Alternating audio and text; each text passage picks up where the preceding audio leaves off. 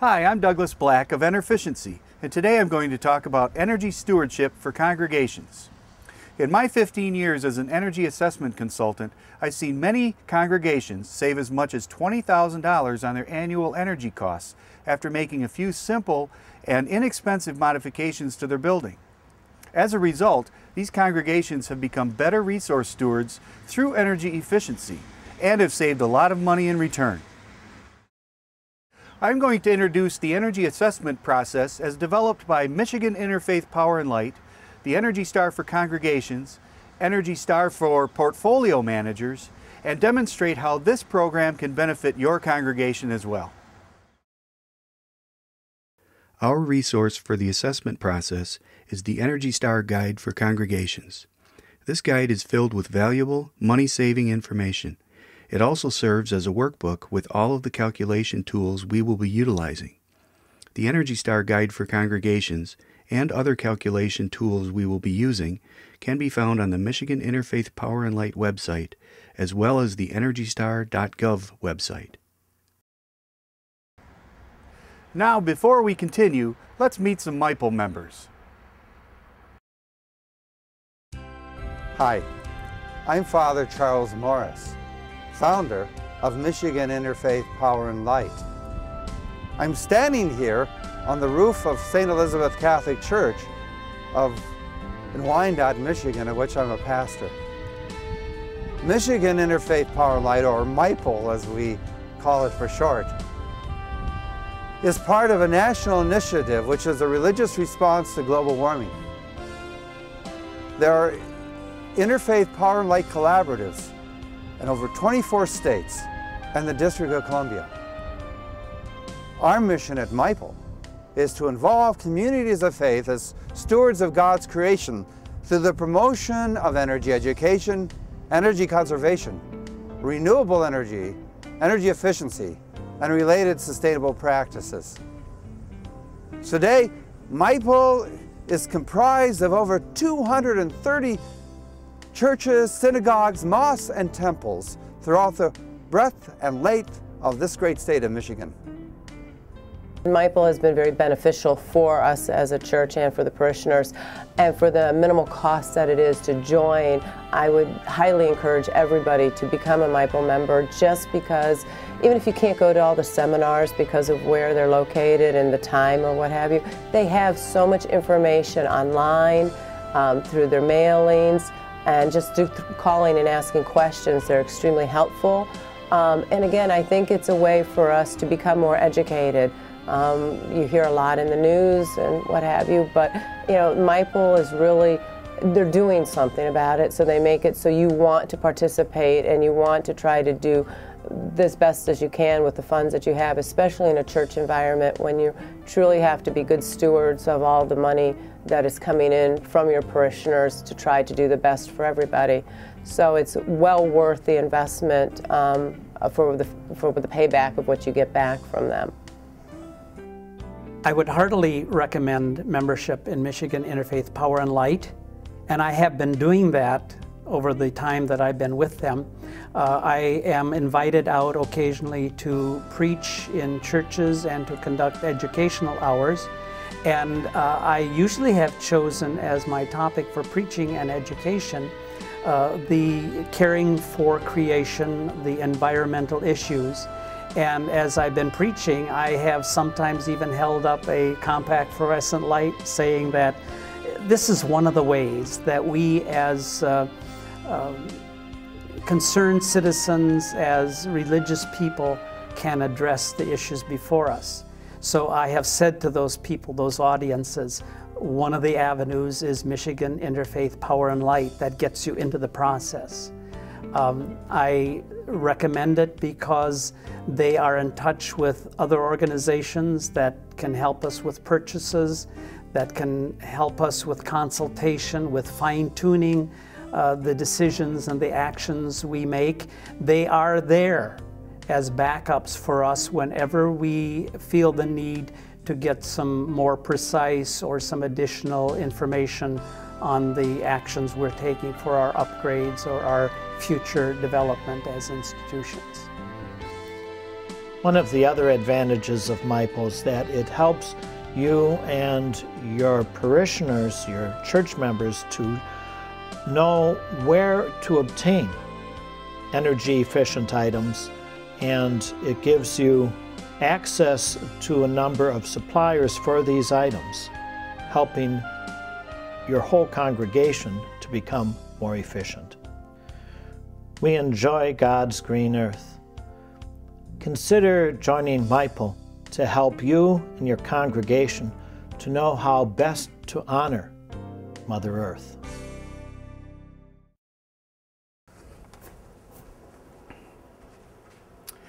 While we often think of energy improvements in terms of how quickly the investment is paid off through savings, we usually don't remember the other side of this equation. For every month or year that you delay in making building improvements, you lose potential savings. So the best time to begin is today.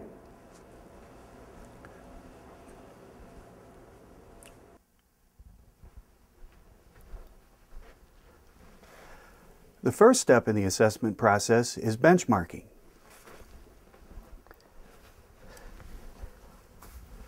Benchmarking means determining how your building performs now before you make energy improvements.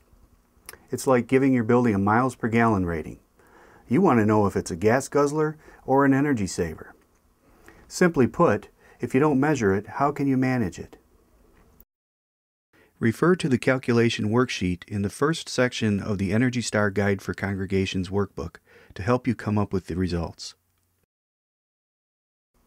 Gather up at least 12 consecutive utility bills, total them, and follow the formula on the worksheet.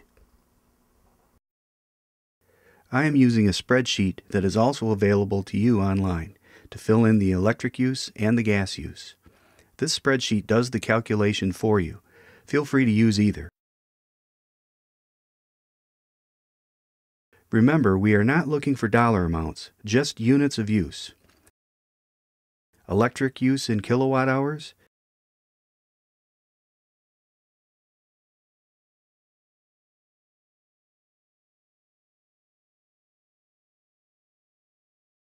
gas in therms or CCFs.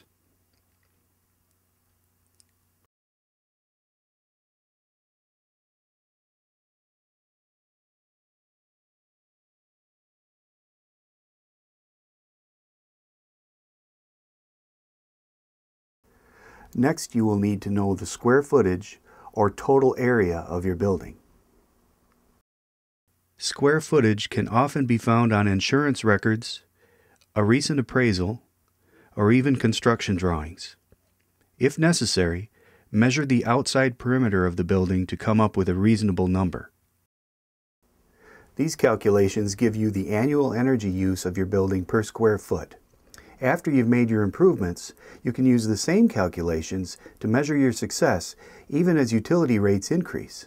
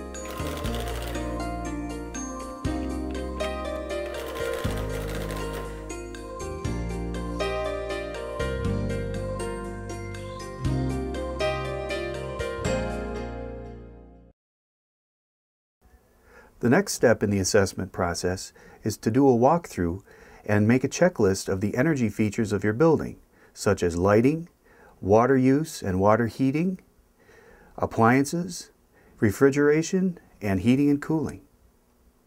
Feel free to use the checklist we've created to document the building features, or simply use a notepad. It's also important to prioritize the improvements and organize a strategy for putting energy upgrades on a timeline. Each stage of the program builds on the previous stages to maximize potential energy savings, minimize investment requirements, and improve comfort and profitability for your congregation.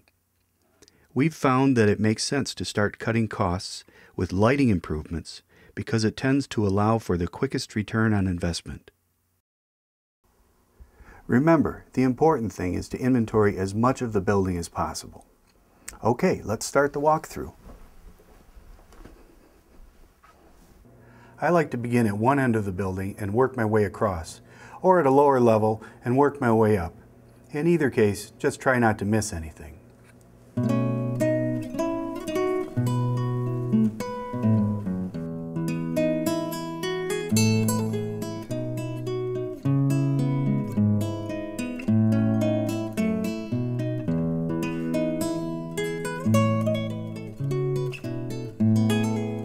Multi-purpose machines or large copy machines use a lot of energy. By choosing one with the Energy Star label, you'll save energy and money in the long run.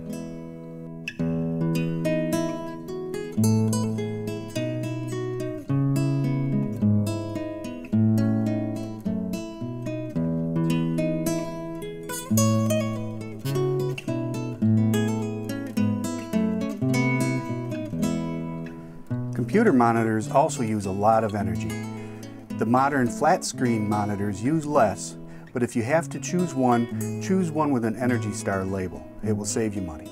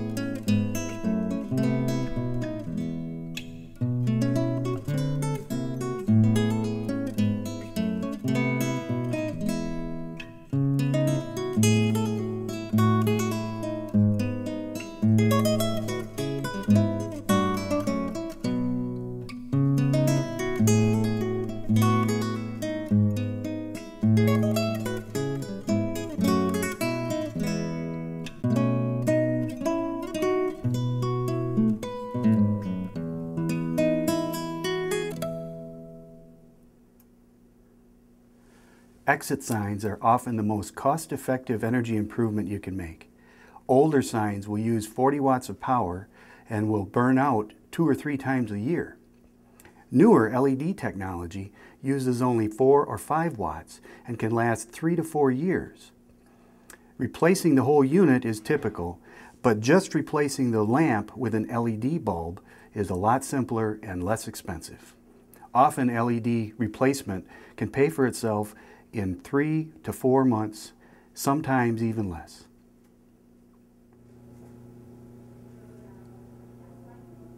There are a lot of different kinds of lighting fixtures in this church. The best way to find the type of lamps that are used in these fixtures and throughout the building is to investigate the storage room. Let's check it out.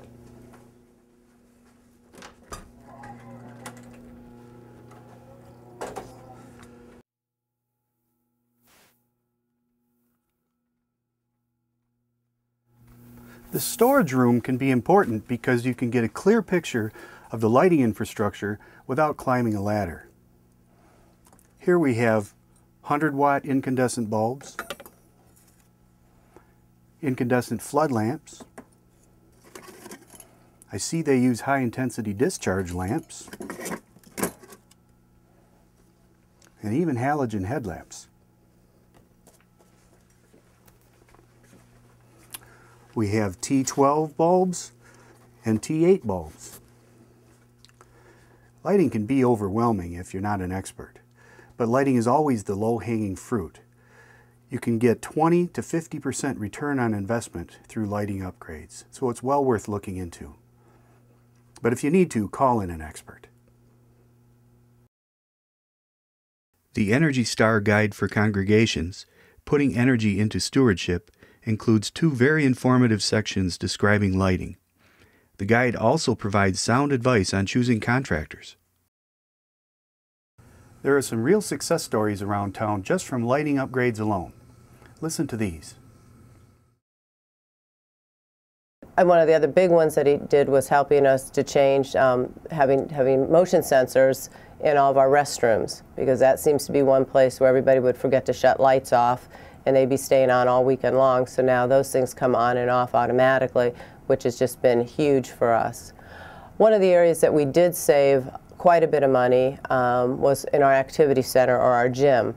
The lights in there were very old and took a long time to heat up, and the color wasn't very clear in them all either. So when they came in and did the assessment there, they said this was one area they knew that the lighting would be much better for us, and they'd be able to save us on our financially and the wattage that we were using. So after some research, we decided to spend the money to get the more energy efficient lighting, and it has just been a huge benefit to everybody who has used our activity center or our gym. One of the things that was helpful from MIPO was to give us an indication of what kinds of things would bring us payback. We began with lighting. They said that would be something that would help us immediately. One of the things that we did was to change every incandescent bulb to compact fluorescent and take our fluorescents and change them to high energy fluorescent bulbs. This had immediate payback. Then we took some of these funds and began to invest in a solar hot water heater. We were able to get some indications from MIPO about who to go to and what kinds of monies were available from grants. We did that. That paid back nicely also. After our energy audit, at which time the auditor explained to us some of the possibilities that we had here in terms of tightening up the skin of the building and the lighting issues, we were in touch through Michigan Interfaith Power and Light with a company called TCP Lighting that had access to the kinds of lights and fixtures and that we would need. And I was impressed with the person from TCP Lighting that came out and walked through our building and showed us what kind of bulbs, what kind of fixtures would be the best, what kind of exit lights, what kind of outdoor security lights, all of which were significant for us. And in several cases, when I still had questions about what kind of bulbs, what quality lighting, what do we need here and there, he came out several times and spent time with us looking and advising, and gave us a better idea of what we needed when actually ordering these lights and upgrades.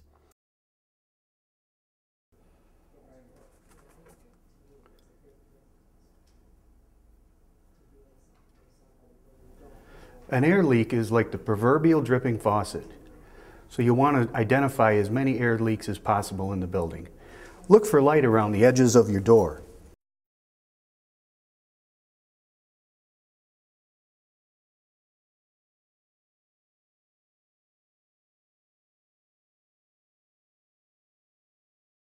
Doors and frames will last a long time, but weather strip can wear out fairly quickly. If you feel a draft, that means there's warm air pouring out of your building and costing you a small fortune. Weather strip can be fairly inexpensive and can pay for itself in one Michigan winter.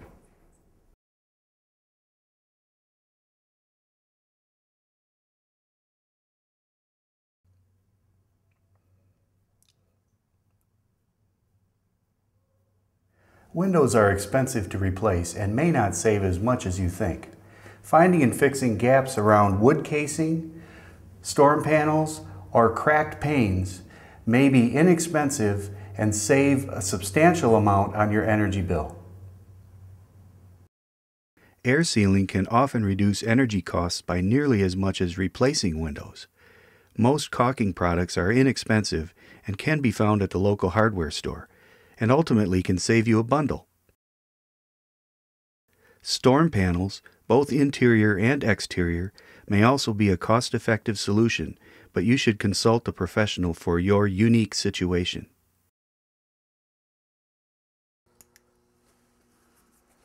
The heating and cooling equipment should be the last energy upgrade you perform. Typically, it can be downsized or right-sized at that point. Your heating contractor should be called in then. In the meantime, diligent preventative maintenance should be practiced and documented so that any service personnel can see what the service history has been. You can download our preventative maintenance worksheet from the web.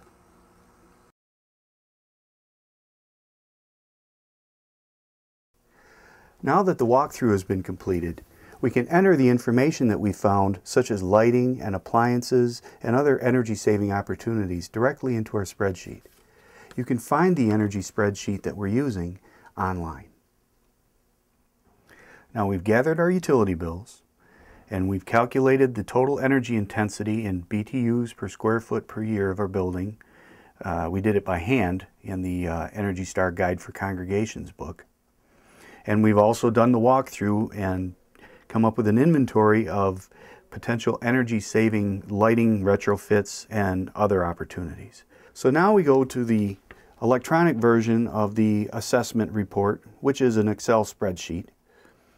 And let's go straight to the exit sign calculator. In this case, we had 11 exit signs, so you would plug that into this field, 11 there. We've determined that the electricity rate here is 9.1 cents a kilowatt hour. And so the calculation tool automatically figures that we have $621 estimated annual savings by changing the exit signs from incandescent to LEDs. Next, we go to the calculator for the compact fluorescent light bulbs. In this case, we had 75, and again, it automatically calculates our savings. This is based on 8 hours per day of use. You can change this field from 8 to any other, and in fact, you can use this spreadsheet in many different times, depending on how many different styles of lights you have, or if you have lights that are on longer than others and you want to separate those calculations out. And then finally, I have the suspended downlights and ceiling fixtures, which I've already plugged in 102 fixtures and 6 of the ceiling fixtures, which calculates to $2,822 annual savings. We also had a refrigerator that I calculated simply as a $7 a year savings. Then we go to the summary page and type in those figures from our calculation tools, which I've already done here. The exit signs, an estimated annual savings of $621, and so on. We go back to the report page and plug in a couple of fields here, including the date and the name of the facility,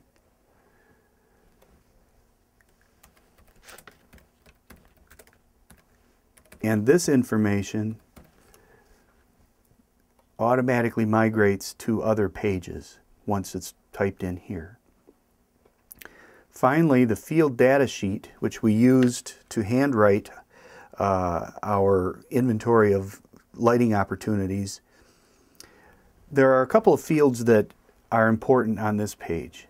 You can use the whole page if you'd like and fill in all the data. and it gives some helpful information, but the important parts are the square footage here, in this case 26,500, and the electric and gas use that we calculated from the utility bills earlier on. These figures then end up being the kilobTUs per square foot per year. And what's important here is that that information then creates our bar graph on the report page that describes your energy use of the building as it is right now. In this case, it falls within the typical range of similar buildings, so there is some room for improvement, but not a great deal of room for improvement. From there, we can print the report, and I like to print the summary page, the report pages, the calculation tools, in this case the exit signs, compact fluorescents, and the lighting, and the refrigerator. And then from a different report, or a different page, we also print the preventative maintenance worksheet schedule, which is a recommended protocol to follow to keep your equipment running as efficiently as possible. And this is a Word document.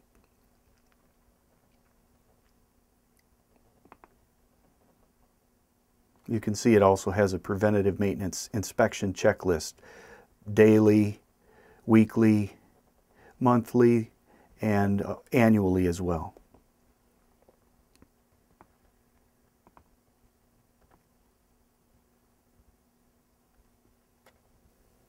After all is said and done, this assessment process should give you a better understanding of the energy saving potential at your congregation.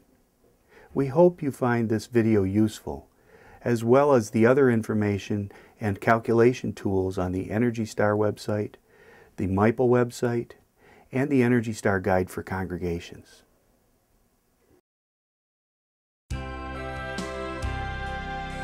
Hundreds of houses of worship of many different faiths in Michigan and all across the country have benefited by putting energy into stewardship.